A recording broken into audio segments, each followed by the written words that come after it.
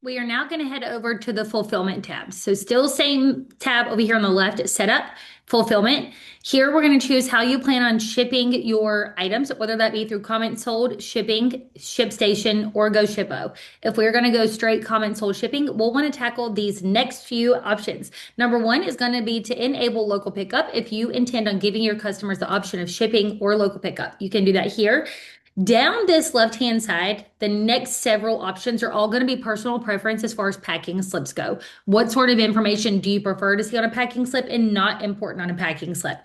Then you're going to have the return policy. This to me is a non-negotiable. Let's enter in your return policy here. This will ensure that it prints on every single packing slip. That way customers cannot say they didn't know what your return policy was. Yes, you did. It was in your order.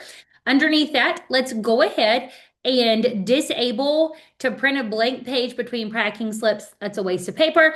And you can go ahead and leave print in page if you would like. The other ones are going to be personal preference as well. Don't forget, let me know if you have any questions. Thanks.